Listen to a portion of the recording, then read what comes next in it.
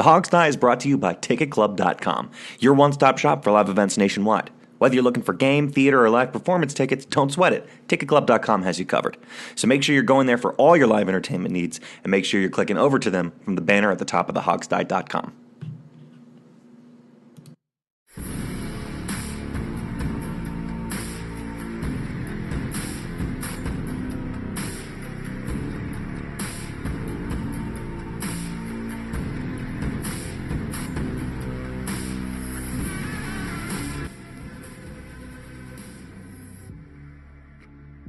Welcome back to the Hog Sty, DC's unofficial leading source for all things Redskins and the NFL, brought to you by TicketClub.com.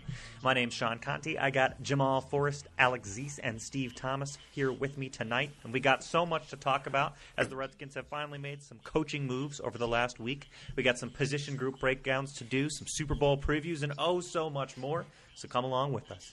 Fellas, how you guys doing tonight? Well, just like Clinton Portis announced in the news the other day, I did a shot of Hennessy before every podcast, so I'm doing good. Isn't that the most Clinton Portis thing ever? Yeah.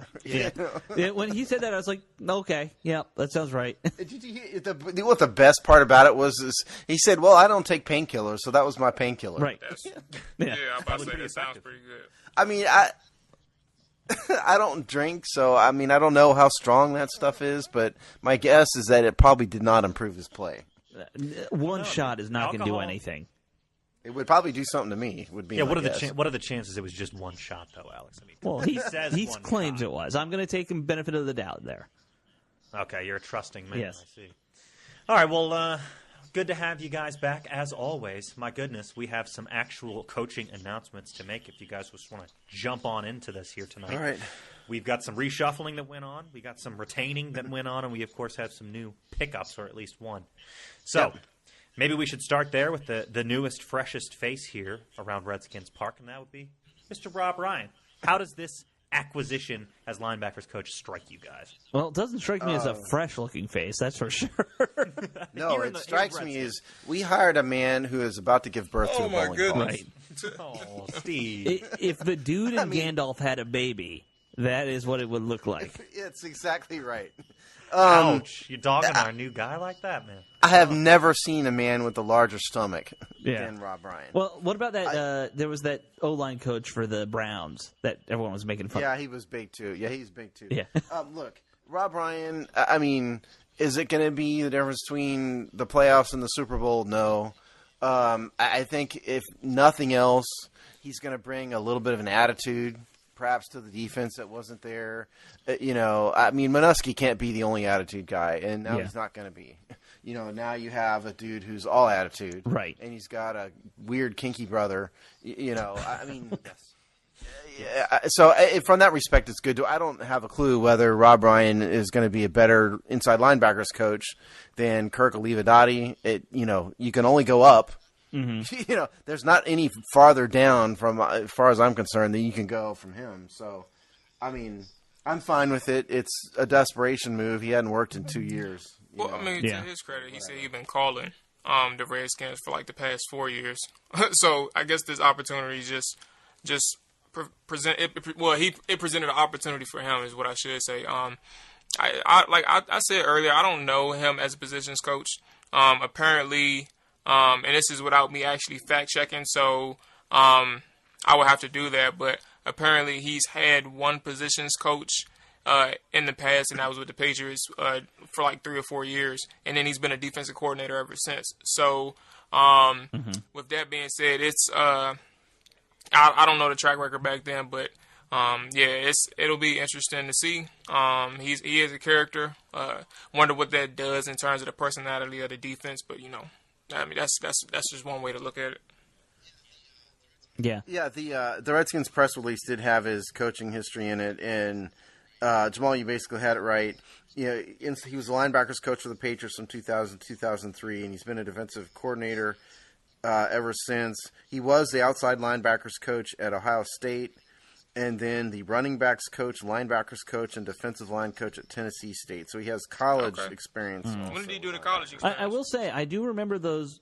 I remember those early Patriots teams having some good linebackers back in those days. Yeah, they did back then. Yeah. The college experience was from 1988 through 1993. Yeah, he goes back. I mean, you're talking about a legacy coach there. Let's not forget, the Ryan brothers are the son of, Buddy Ryan. So, yeah. So I mean, not only has he defeated biology by getting pregnant with a bowling ball as a man, but he's also defeated age. Right. Yeah. So he's done it as an old man. Right. Such a nice guy, Steve. Now, I will say a couple things that stood out to me when I was kind of looking into him a little bit, show prep. One, his defensive coordinating days, not great. I think his final season, I remember the numbers, he was like in the mid-teens in yards and points allowed, like 17, 19, somewhere around there. So not terrible, not great as a defensive coordinator, but coming back as position coach, maybe that just helps him. And I liked something he said in one of his interviews where he said he wants to get the linebackers attacking downhill more. And that's been one of my big gripes the last few years is our linebackers are going left, right all the time. They're not, you never see them shooting the gaps to try and disrupt a play in the backfield anymore. That's because our linebacker isn't fast enough to shoot any gap. Right. Well, that's part of it. I mean, Brown is, but yeah, Foster no. Yeah, that's not his thing. Yeah, though. I know. Brown is I know. weak side backer. Look, I mean, he had some good teams and bad teams in here. One of those Saints defenses, he was the Saints coordinator from 2013 to 15. One of those defenses was pretty good. One of them was terrible. Yeah, one was like one of the worst in the league, I remember. Yeah, and if I recall, the Redskins beating the Saints was one of the reasons it got him fired. Yeah. I think that was the last game he coached, I believe, as a defensive coordinator before. I don't even think he made the end of the season, if I'm not mistaken. I think you're right. Yeah. I think you're right. And then he got picked up by the Bills after that, I think. Yeah, for a year. I'd forgotten about that. Yeah. As should everyone. Yeah. It was the Bills. Yeah, that's true.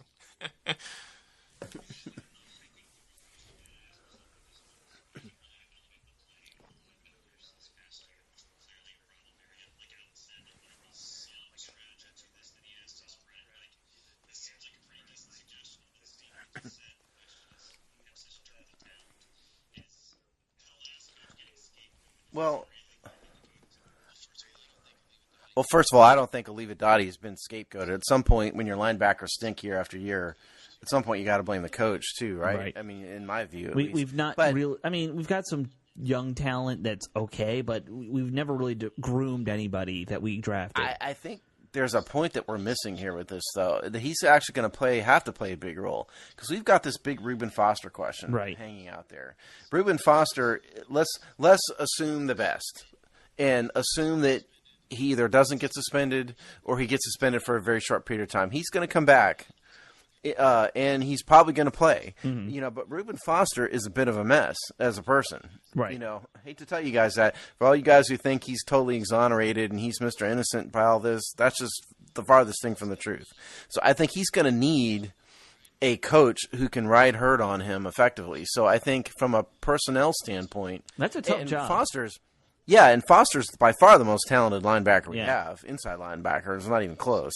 So I think he actually will have to play a big role this year when and if Foster comes back, Reuben Foster. I agree, and I would love to see him, like I was saying before, we got a couple talented young guys, it seems like. We saw flashes from them later in the season. Hamilton. Yeah. I would love to see one of these guys develop into a starter, And I think that requires coaching, and hopefully he can do that, because I don't think Ryan's no defense. They know how to coach guys.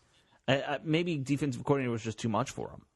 So, well, maybe. I mean, it also was a talent thing in New Orleans. Yeah, they didn't exactly have talent either. Oh yeah. And Cleveland is where coaches and players go to die. I can't blame anybody for messing up in Cleveland. It's such a wreck. So, I mean, you may be right. I don't know. I mean, again, I don't think he's the difference between the Redskins and the Super Bowl in any way. It's a success to me if he gets Reuben Foster pointed in the right direction and behaving like an adult and becoming a good starter. I call it a success. I agree. That's his mission. Yeah, to me.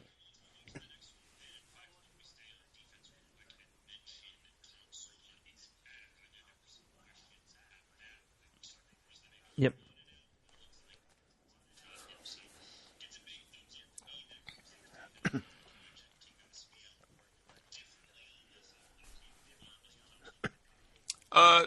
no hot take. Honestly, I agree with you. It was a good confirmation is what I should say. It's not a good deal, but good confirmation that he is staying and that he's at least here for another year. It just keeps some continuity with the defensive line that was, for the most part, drastically improved from years past. We said it all the time how the edge rushers for this team and linebackers were always the leading cause in terms of production. However, last year you saw glimpses of how, 2017, you saw glimpses of how good the defensive line can be. Then injuries played a part in, the dismantlement of, I think that's the word, dismantling of the whole core, the young core that they had. And then you come back with a healthier unit and you see exactly how great they were. Or how very good they were. I wouldn't say great. People take that too serious, but how productive they were, and that was just a part of what Tom Sula did. Production on the field, and the mental thing, and how they were able to play well with each other. Yeah, I think Tom Sula, the defensive line is certainly the strength of the defense. Yeah.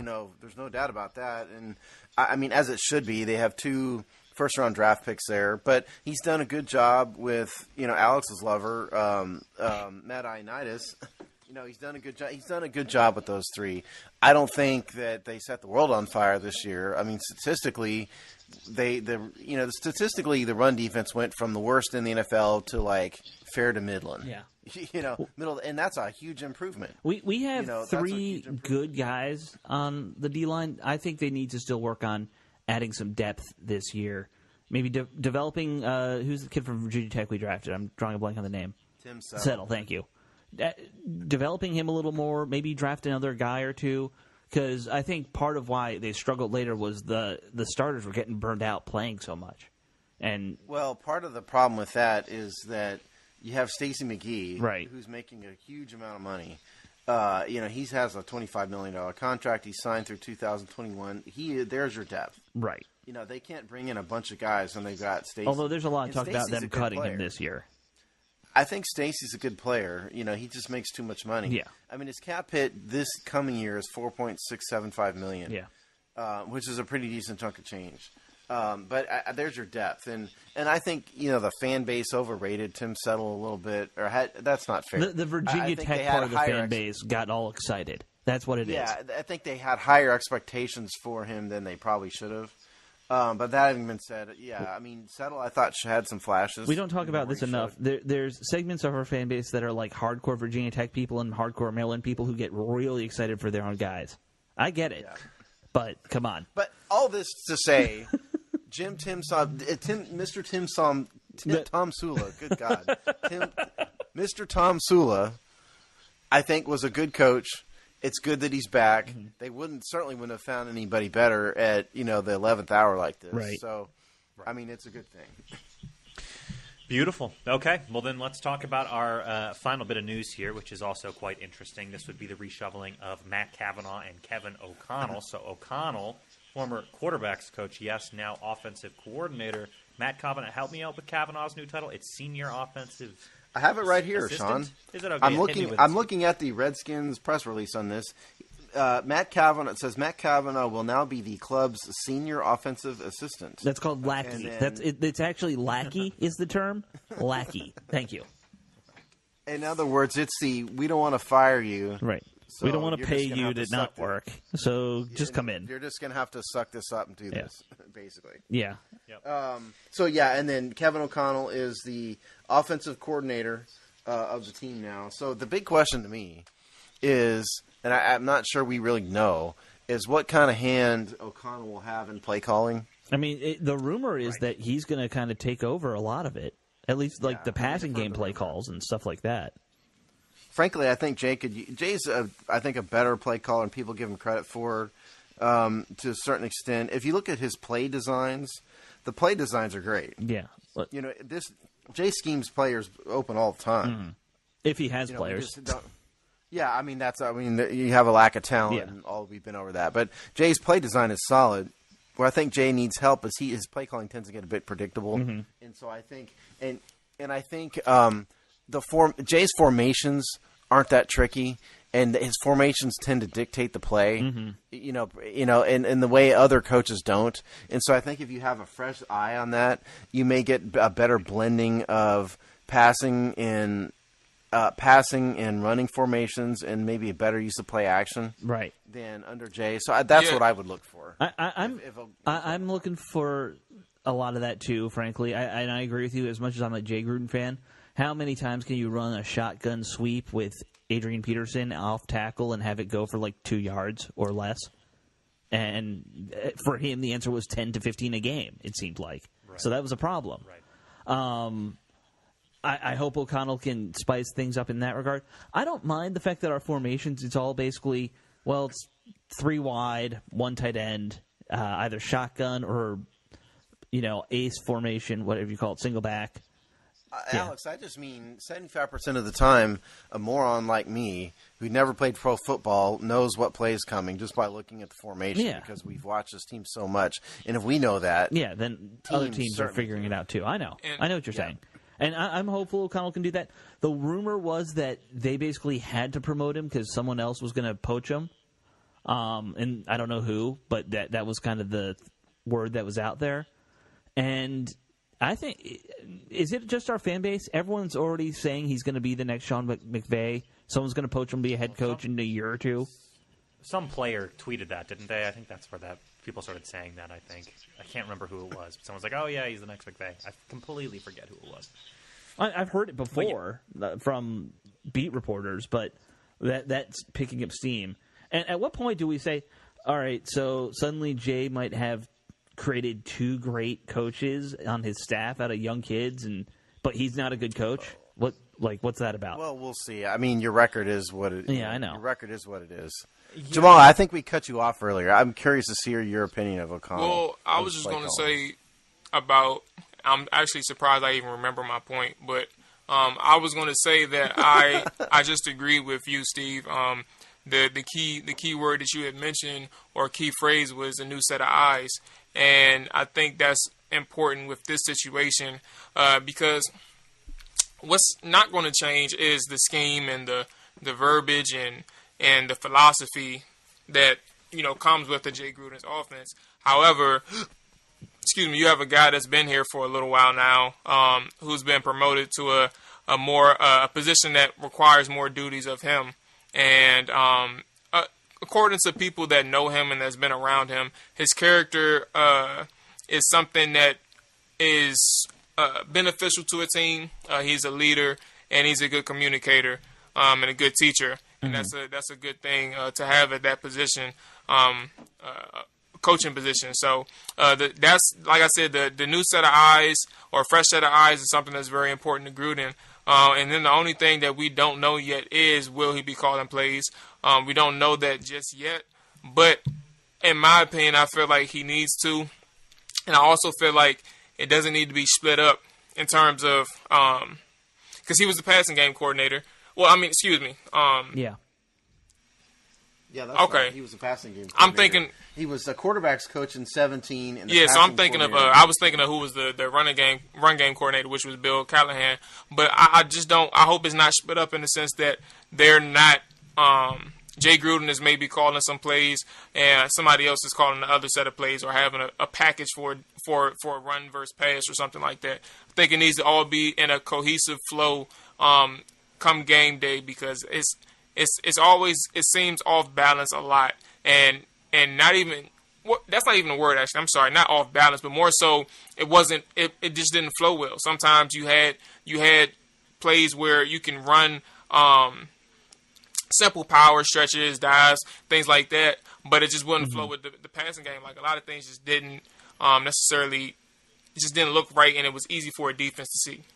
I felt like it was easy for a defense to I think that's actually a great point about the last season or two. That good offenses play with like a rhythm, almost like a band, and people don't like it. But when Kirk Cousins was our quarterback, and you go back 2 years ago when Sean McVay was calling things, that rhythm was there. It didn't always work, but for the most part, you saw that with how the team played.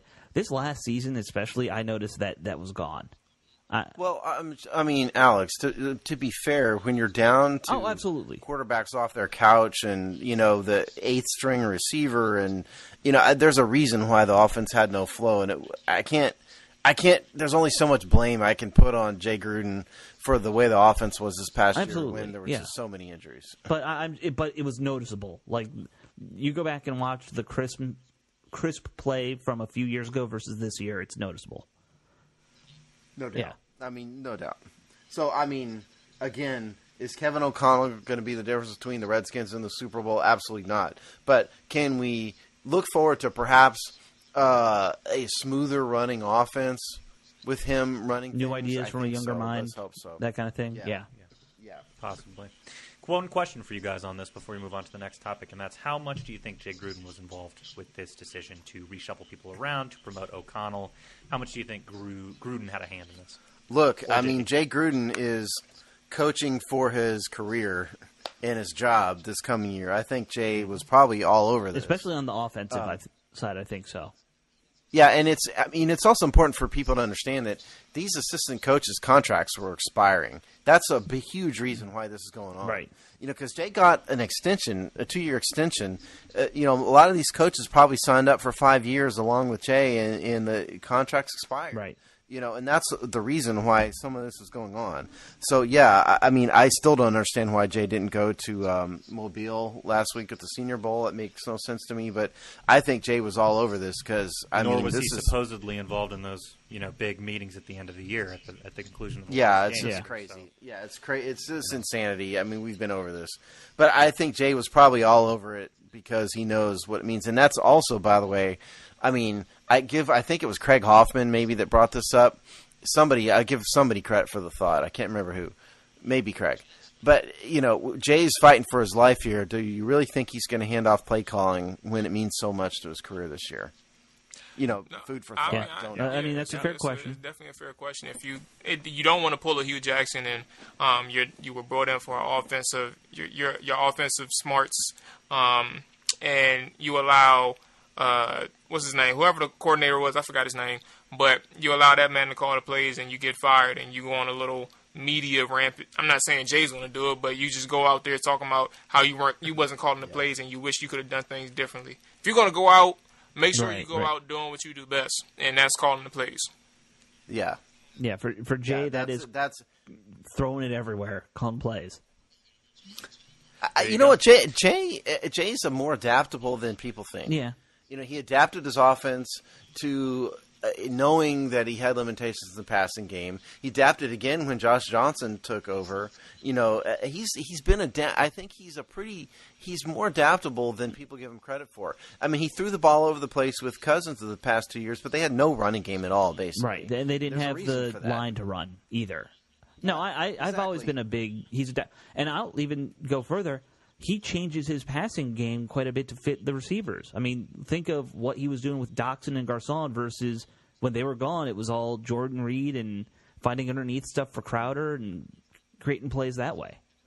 I mean, there's not going to be a show in which Alex doesn't exude the virtues of Jay Gruden's greatness. No, that's true. That's never going to happen. Do we want to talk about the non-hires, the interviews they did at least about the quarterback's coach? Sure. You have them. I have them in front of me. It's Bill Lazor and Ken Zampese, who I think he's been around for about 100 years as a quarterback's coach. I don't remember this, and I haven't looked it up, but somebody told me he actually started under Air Coryell's offense or whatever it is, and he's just been a quarterback's coach his whole career. So he's seen it all, literally everything. Yeah. And Lazor was here with Gibbs in Gibbs 2.0, if you don't remember that. So still reaching back into the well is what you're saying here. Yeah, deep back into history, antiquity for these guys. Yeah, well, Ken Zampese goes back to he was a graduate assistant in 1990 with USC. Okay, now, so that's not that old. You're thinking about is his father, Ernie Zampese. Oh, that's what it is. Ernie was the guy who has been all over the place. This is the son. So I mean, he's been around football, but he's not. Yeah, he's been doing it for 28 years, so it's not like he's new. Yeah. No, Ernie is the dude. Okay, I'm thinking of his father. All right. Yeah. So these are just still at the interview stage. We haven't, no decisions have been made there. No, they need a I quarterback think the coach. decisions have been done. Yeah, I mean that's what they need is quarterbacks coach. But you're not going to see. They didn't announce O'Connell to be the offensive coordinator to fire him next week. Even the Redskins wouldn't do that. Yeah, Right. yeah, Right. yeah. Redskins would do a lot, but not that. No. All right, well, let's move on down then. Steve, I understand Bruce Allen gave an interview. Is it a radio interview that he gave these last This few is days? it's just amazing to me. Bruce Allen, a year ago, maybe 2 years ago, did an interview in Nashville on Nashville local radio. Right. And now he's done another interview with San Diego local radio, a guy named Dan Cilio, who actually has a pretty big show on the West Coast. He's a former football player. He was with the Tampa Bay Buccaneers in 1987. So this is obviously somebody Bruce knows. But Bruce Allen is such a coward. Such a coward. You're going to do an interview in San Diego and just stiff-arm the local non-NFL DC market. for, Let's make a note of that. on top of that, yeah, true. Good point. Non-NFL market. And you're going to stiff-arm the local media to include the Hog Sty. We'd welcome you, Bruce, even though I just called you a buffoon. But so it's the ultimate act of cowardice. Yeah. And it was clearly set out, kind of scripted and planned out ahead. It was a bunch of softball questions. The guy Dan didn't ask him anything that was any remotely controversial. He talked about how smart Dan Snyder was in promoting Bruce, again, and that just tells you right there what was going on.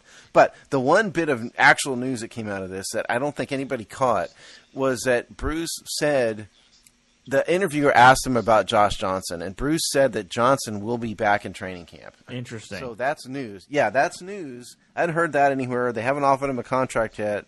But Bruce clearly and explicitly said that Josh Johnson will be in training camp. So I assume this had to do with the fact that San Diego's now in the Alliance of America Football League, and Josh Johnson's supposed to be their quarterback in like a week. And so that's a good point. Yeah. That's a very good point. I hadn't thought about that. Well, only someone like me thinks about that. Yeah, you're the only one. That's true. I don't even think Josh Johnson's thinking about it. So probably not. No.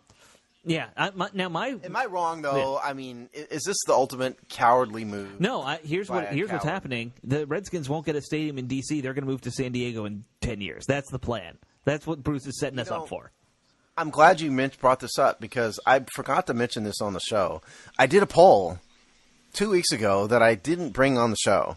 But the poll, I know, and I don't have the results in front of me because I'd have to dig through and find it out of thousands of mentions. I'm not going to. But the poll was basically, how upset would you be if the Redskins were to move away from D.C.?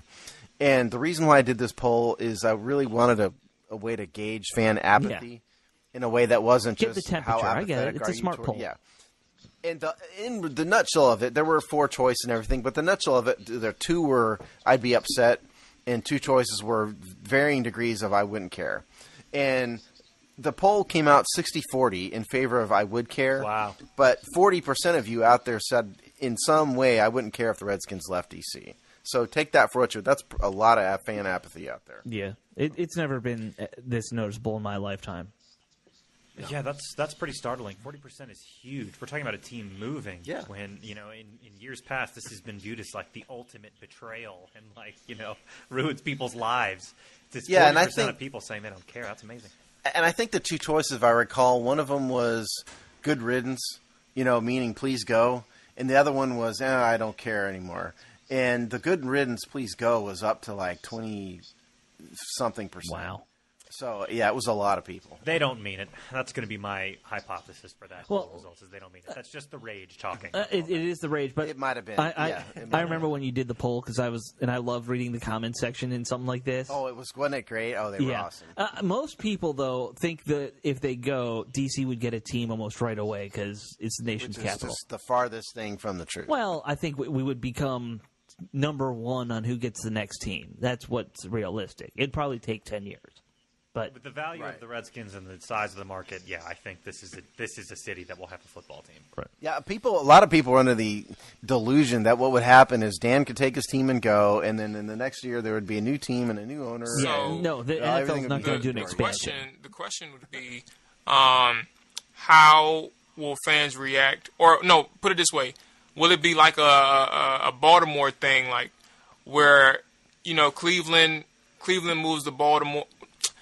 I don't know. I don't know the specific. It's like two different. It's two different. Yeah, it's two different situations. The Baltimore thing, and when the Nationals went elsewhere and people became Oriole fans and things like that. I don't know. Will Washington fans, if Washington was to move and relocate, and we didn't have a team for a couple years, maybe 2 or 3 years, and a new team came in, which team do you stay with? Do you stay with the home team, or do you stay with the team that you knew?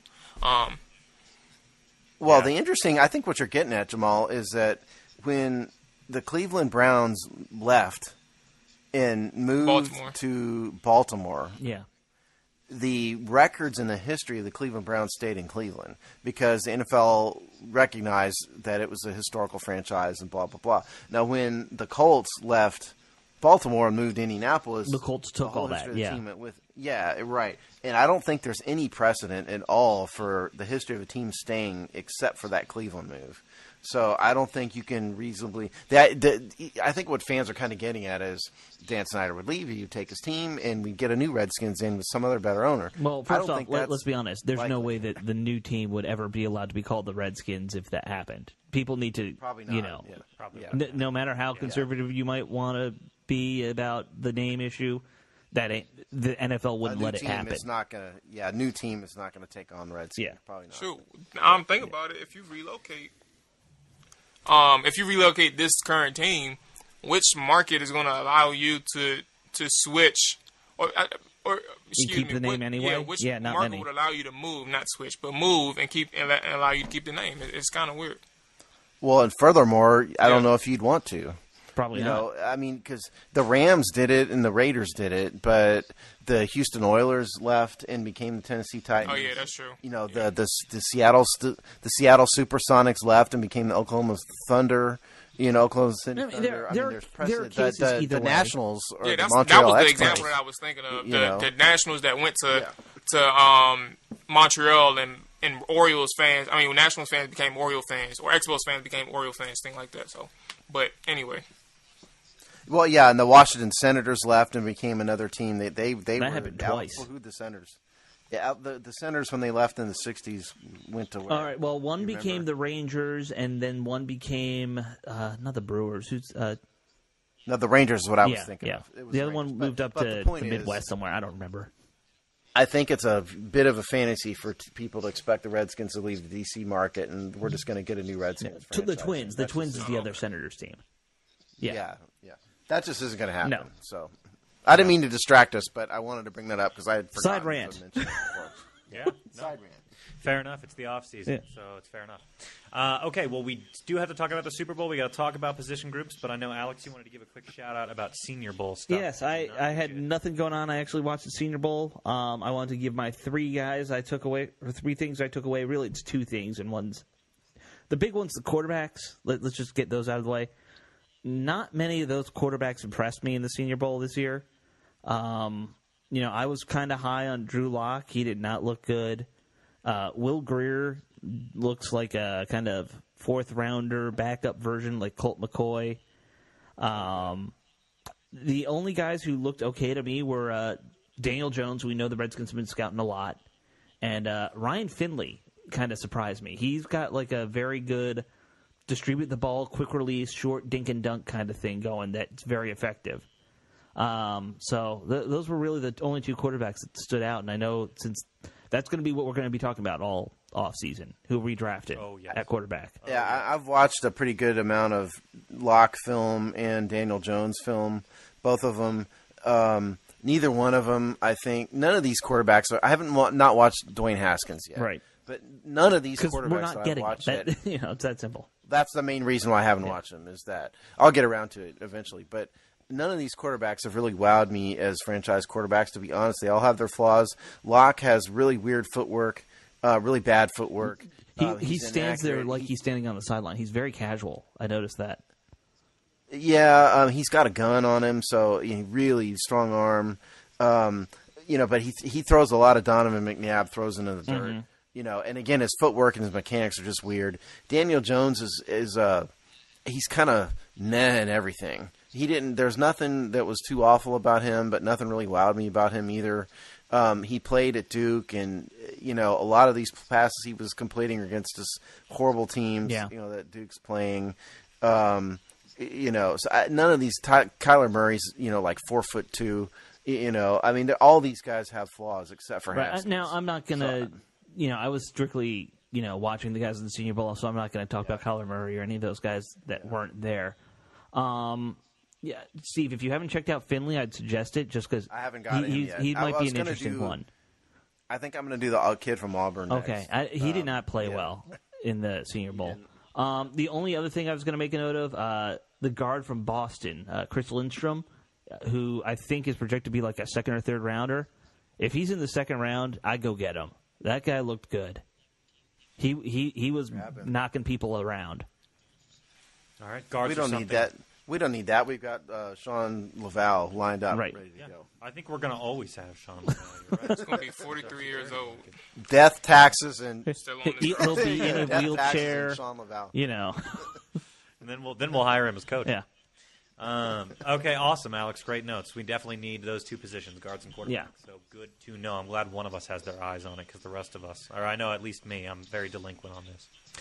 Okay, let's move on. We've got to do a little Super Bowl preview because we've got the big game coming up. We also have to talk some linebackers, which we can do after. But my goodness, guys, it's Super Bowl time once again, practically. Yep. Here we go. We've got the Rams and the Patriots. I've spent the last couple weeks writing about NFC teams, including the Rams, so I'm a bit well-versed in the Rams team. Patriots, I mean, come on. I think we're all well-versed in the Patriots. We've watched nothing but Patriots for 10-some years. So, are we excited for this Super Bowl? Let's start with that. Are you guys excited at all for this Super Bowl, or are you just kind of like... I'm so tired of the Patriots. Yeah.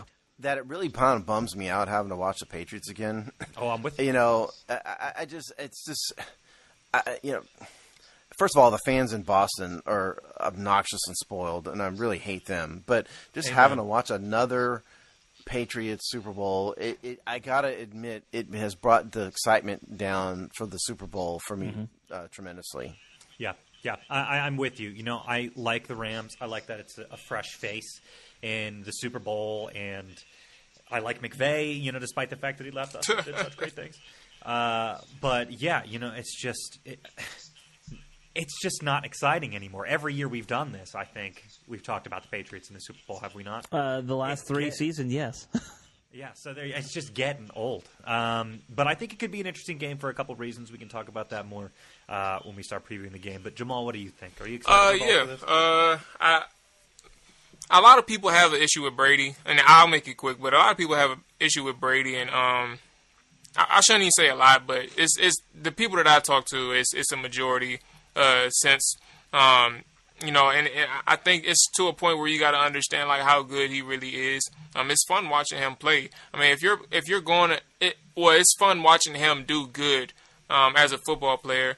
I don't have a problem against him. People say he wins too much. I mean, that's true. He wins a lot. I wonder how people felt about look, Jordan was past my time. I was a kid in the 90s, so it's not like I really paid attention, but I don't know how people felt back then, like during the era of him playing and being so dominant. So I don't know about him, but it's just fun watching him play, and I think him and Bill Belichick going up against the young guru of a head coach and his little protege, or not protege, but his guy Jared Goff. It's just going to be fun to see how these two, in terms of McVay and Bill Belichick, these two minds of a head coach, how they clash and how they figure out a game plan to work against each other. Yeah, you want to know how I think the Rams. If first of all, I think the Rams are justifiably an underdog here. It's not by much. It's though. hard I think to bet. to less than a field goal. Well, right? Well, yeah, the line is 2.5, but you got to understand about the betting line for this. The betting line is 2.5 because everybody's afraid to bet on the Rams. Right. Okay, and they're setting this betting line to attract people to bet Rams. But here's how I think the Rams, if they're going to win, this is how. The Rams. What's the strength of the Rams defense? Pass rush. It's Aaron Donald. Yeah. Well, it's pass rush in the middle. In the middle specifically, Aaron Donald and Ndamukong Suh. How do you defeat Tom Brady? It's not a bunch of blitzing edge rushers and linebackers, because Brady will eat that stuff up immediately. He'll just step up and he will kill you in the vacated space. And so the way to beat him is to get pressure right up the middle, right in his face, and make him have to move around in ways that he doesn't want to. That gets him frustrated, and that's how to win. That's how to beat them. And the Rams have the best defensive player in football right in the middle in Aaron Donald. And they've got Ndamukong Suh, who's a dirty player but still a beast. So I think if I were the Rams, I don't blitz at all. I just try to generate a pass rush with those two straight up the middle, and then do your best in the secondary to try to keep Bill Belichick from scheming a bunch of guys and just keep spying those running backs in the pass game. Yeah, exactly. And so if the Rams have a chance, I think that's why I think they match up better in that regard than the Saints would have.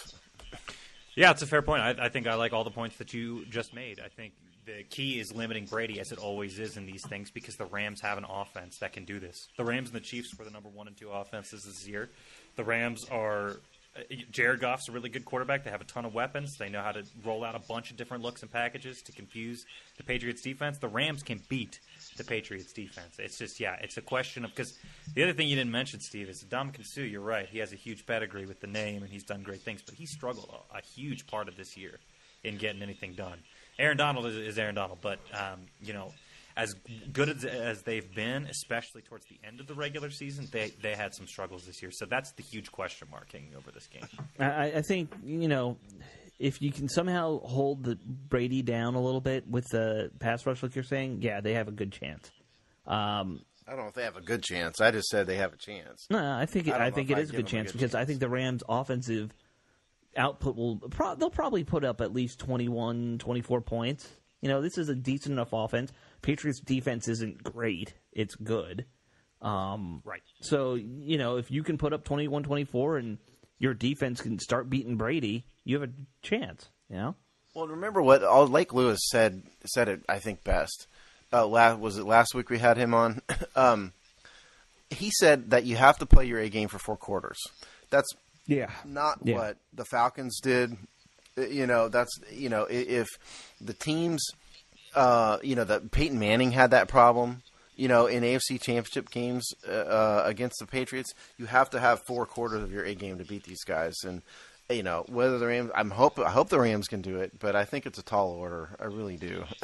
Yeah. How amazing would it be, though? How beautiful would that be for the Rams franchise? I mean, just after leaving to get another Super Bowl, to go all this way. I mean, would mean a lot to that team. I know the fans are probably going to be bitter about it. It would be weird seeing an NFC dynasty start to shape and form, knowing that it's really only been the Patriots for the past 19 years, 18 years.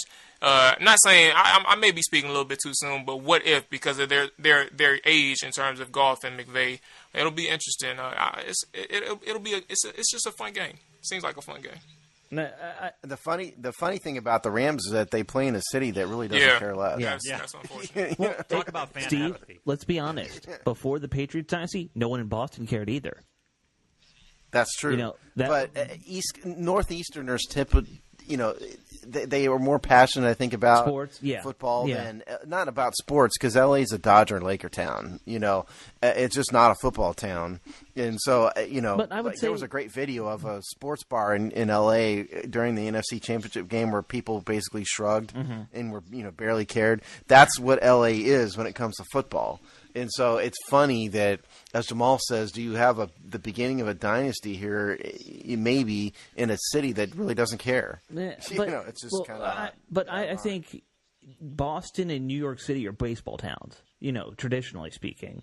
So, to me, it's Northeasterners care more about sports in general, football more than a lot of the rest of the country, except for maybe Texas. But the New England New Yorkers, that's baseball country, really. I mean, I know what your point is. I mean, your point is that the Patriots stunk and were terrible, with the exception of the 85? What year was it? Not 85. When did they play Green Bay in the Super Bowl? Yeah. But they've been to a couple of Super Bowls, but the Patriots have been largely terrible in every other time. Yeah. So, I mean, I understand your point. I just think it's kind of funny that you have the Rams in a city that, like yawns right. when they play. Right. Well, a dynasty could bring these fans around. You might see a lot more LA Rams jerseys if this happens.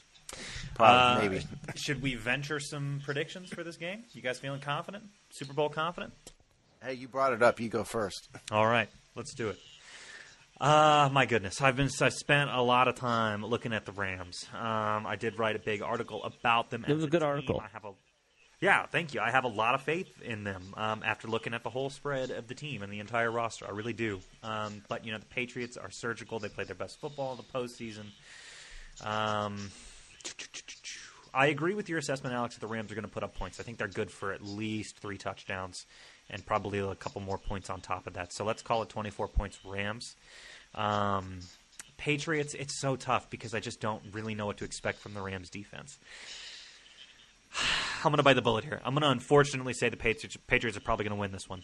I'm going to say it's going to be a close game because I do have a lot of faith in the Rams. So let's call it 28-24 Patriots.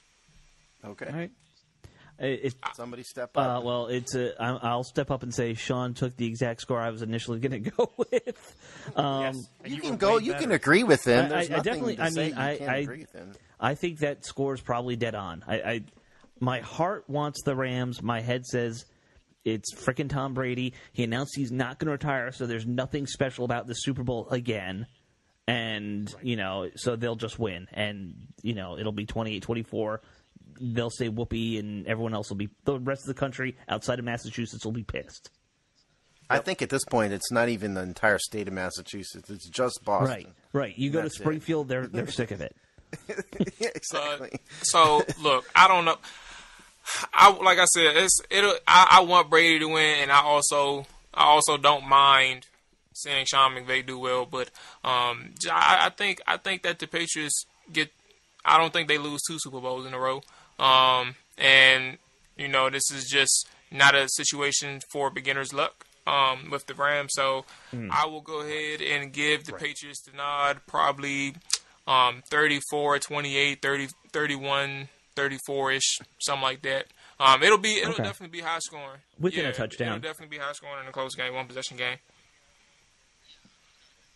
Yeah, I'm kind of in line with you, Jamal. I think the Patriots and Sean, I guess you were, I guess all of us pretty much sort of see it the same. I have a really hard time betting against Tom Brady in the Super Bowl. I don't think he's going to lose 2 of them twice, for sure.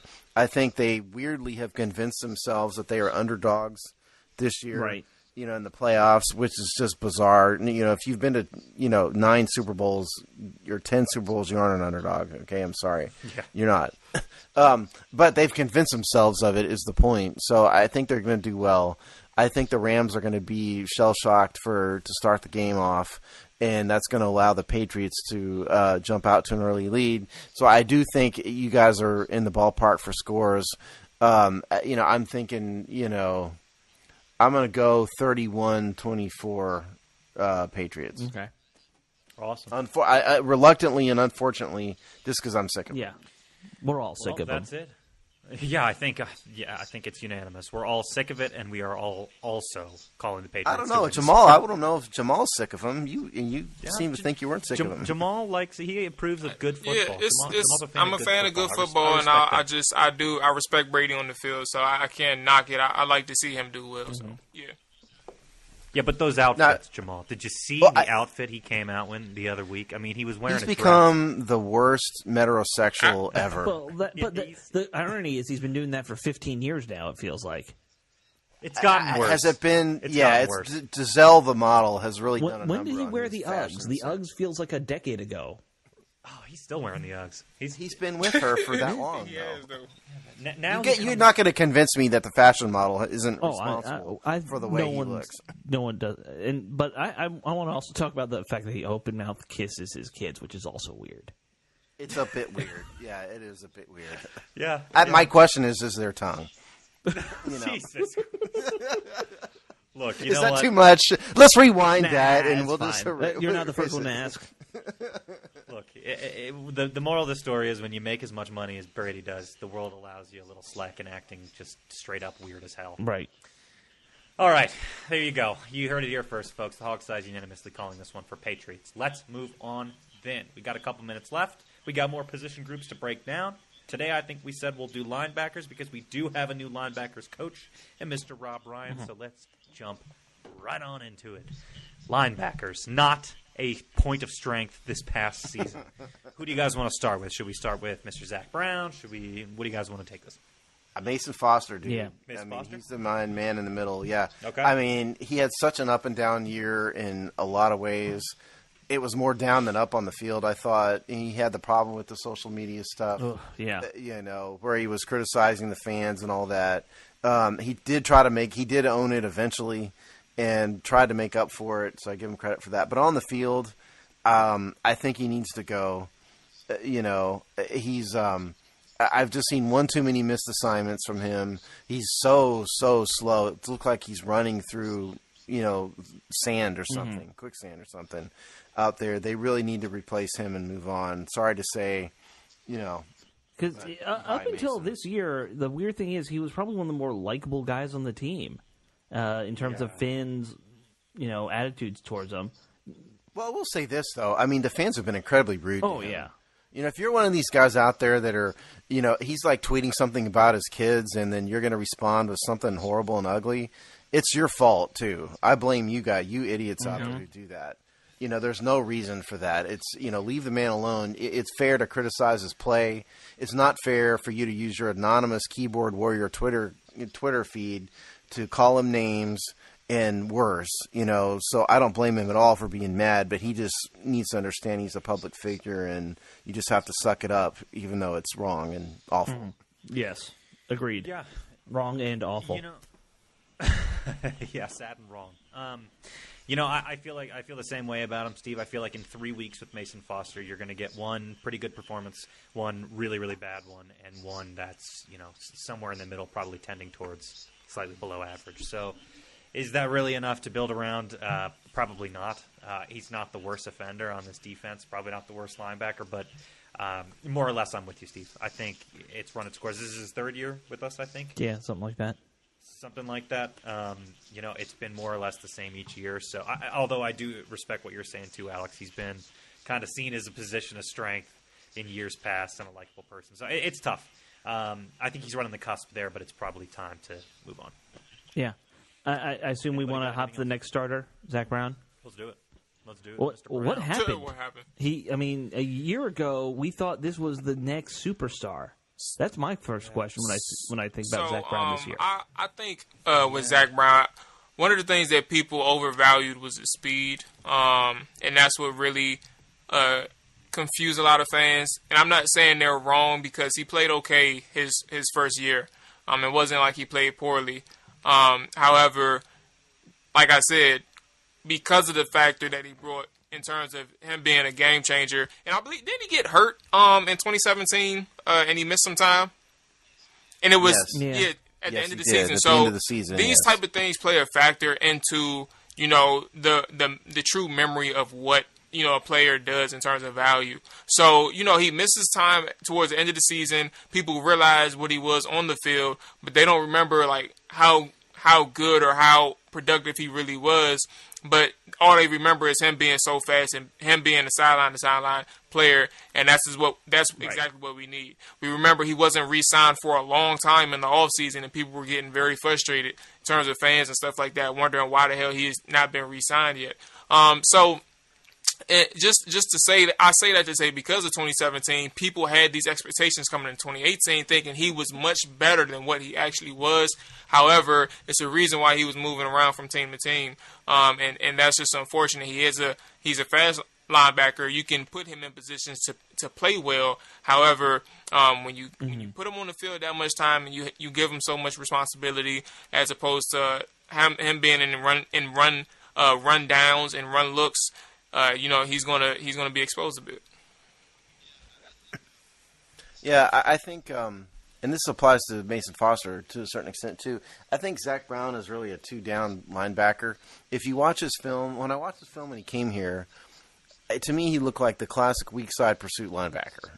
He could use his speed to make plays. Where he got in trouble was when he got caught up in traffic and offensive linemen. He's always been horrible in pass coverage. Mm-hmm. You would think a guy with his level of blazing speed, because he's probably the fastest linebacker in the NFL, still to this day, probably. If you put him out on a track, I don't think there's another linebacker that would beat him.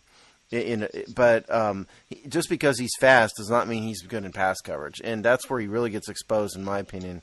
And if he plays within the scheme and he sticks to his assignments and makes plays, he can be a valued piece.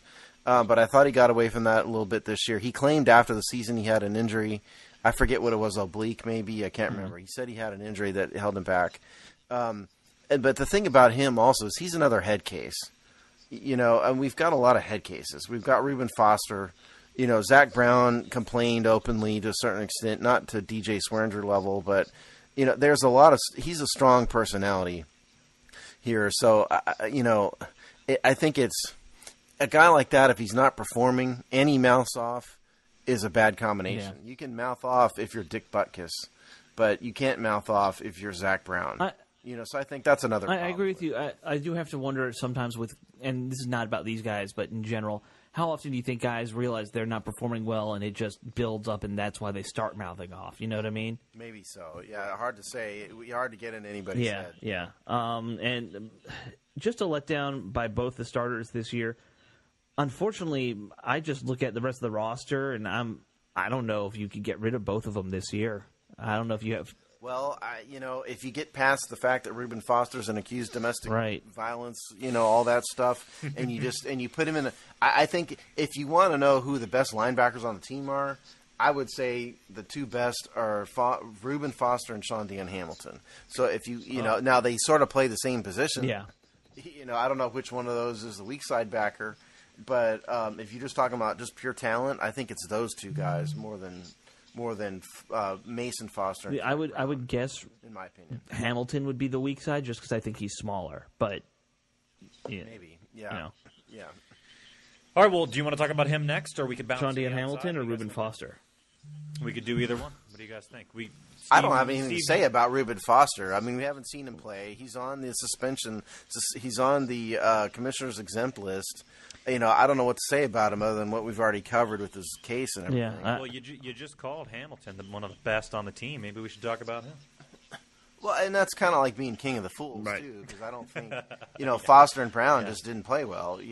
In Deion Hamilton, I thought showed some things when he was in there. He finally got playing time at the end of the year. I thought it should have happened sooner.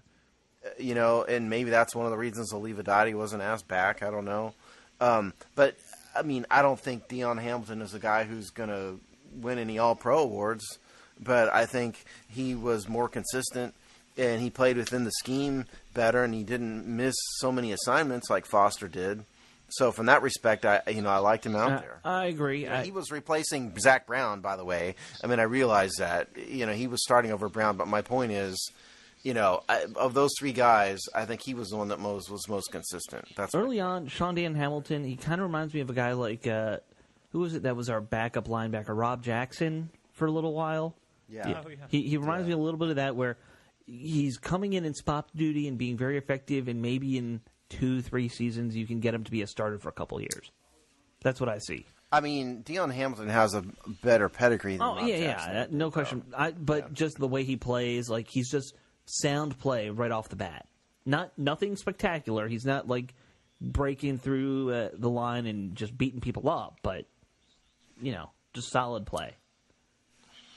Yeah, can't argue with that. All right, someone else throwing in out there. Who do you want to do next? We've got Kerrigan. We've got those are. I thought we were doing inside guys mostly still, right? Oh, we're just sticking inside. Okay, well then we got Vigil, right? Josh Harvey Clemens. We got Josh Harvey Clemens. Zach Vigil is a free agent, right? Vigil is one of these attitude guys. He's not athletic. Jay Gruden likes him. He's a strong performer within the scope of his limited ability. Good workout guy. Yeah. Exactly. He's in Zach the Will Vigil. Compton not Zach Brown, Mason Foster line. He can't cover edge to edge, but you like him off the field. So he's going to stick around forever. Now, Josh Harvey Clemens is a different story because he's the nickel backer. So Jamal, tell us about. Well, I mean, I liked him even in his as a rookie. Just in preseason alone, I knew he was going to make the team. The Baltimore game.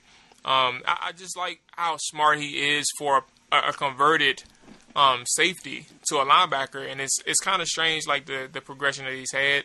Not in the sense that I didn't see it coming, but more so, or that anybody's seen it coming, but more so that he is producing well when he gets his opportunities, but he doesn't get enough opportunities to stay on the field. He's being overshadowed by Mason Foster and Zach Brown in situations where they really shouldn't be on the field.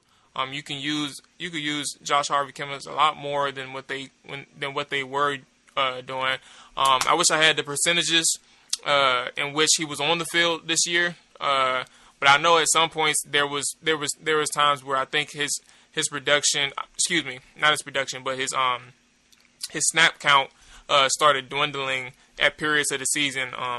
I'd have to look into it. I don't remember. I don't really remember at the top of my head right now. But he's a guy who does need to see the field more.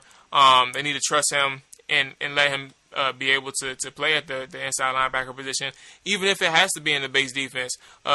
Occasionally, not all the time, obviously, but whenever they see fit, their situations, they know a little bit more than us. So a little bit more. They know a lot more than us, so they know when it makes sense to put him in the game. But they need to make sure they use him more because he is a Swiss Army knife. He can cover, especially in a box area. He doesn't have to cover free. He doesn't have to cover slot receivers, anything like that. He can cover in a box and close to the line of scrimmage. And you can use him in the run game as well. He's not scared to get his hands dirty, and that's exactly what he does. And I personally like him. And if we're looking for replacements, we have a lot of help already on this roster. I pulled up his snap count, by the way, 19%, just under that. I think the position he plays is sort of the future of defense. There's not a lot of teams that are playing traditional 4-3. And then 4 in the defensive backfield. It's a lot. It's a lot of 4-2-5. It's a lot of that fifth that extra linebacker out there. And so I think you're going to see a lot more of Josh Harvey Clemens and guys like him in defenses in the future. So it's look, he's a guy who's a 7th round pick out of Louisville. This is not a dude who had it all laid out in front of him for him. He's worked hard. He's carved out a little role for himself. He's going into his 3rd year, so I think you're going to see his role get bigger as time goes on, particularly with the way the defense. But here's the one thing, and I'm not disagreeing. I'm more so adding to the fact I don't like how they. So put it this way, Deion Buchanan and for the Arizona Cardinals, he's an undersized linebacker who's really been getting time. He's the prototype. He's really been getting time since day one at linebacker. I'm pretty sure he plays well over 80%. I wouldn't know. Again, he's a Cardinal, so I wouldn't know. But I'm 100% sure that he's at least playing 80% of the snaps for that team. And he's undersized. And the thing is, when you look at these two linebackers, and I'm only mentioning him because he's been in the league before Harvey Clemens was even in the league. He's been in the league for 2 or 3 seasons before Harvey Clemens even got in the league. And they have to understand that this game has been evolving for some time now. I don't understand why they're waiting and using traditional linebackers like Zach Brown and Mason Foster in situations in which you can have a guy like Harvey Clemens who's physical enough to be in the box, who's athletic enough and understands principles to stay in his own coverage or even play in coverage, period. I don't know, it's weird, but they just need to use him more. 19% is not a good number, especially for a guy like him. Well, part of the problem, I think, is come back to Kirk Olivedati, who was the inside linebackers coach. I don't think he was a very good coach.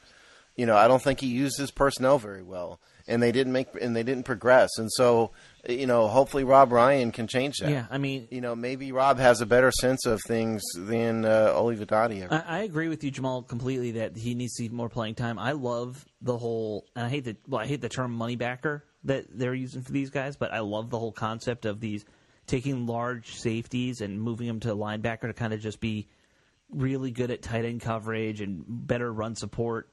They're just quicker. Maybe we need to bring Sua Cravens back. Well, I mean, Cravens, it was a good idea. It was just the wrong guy to do it with. And Clemens is starting to look like it. We need another one, frankly. I think teams really need to start planning to have 2 of these guys on their roster. It's not a bad thought. All right. Well, maybe we should pause there since we are at an hour. We can do outside linebacker folks next time. Anything else you guys want to throw out there? Any lingering thoughts about anything we discussed today? We got Superbowl, we got coaches, we got linebackers. Anything else? Haven't I said enough? I mean, I've said a man was going to have birth a bowling ball, and I question whether Tom Brady tongue-kissed his children. Yes. So I think I've probably said enough. That's some weird stuff right there.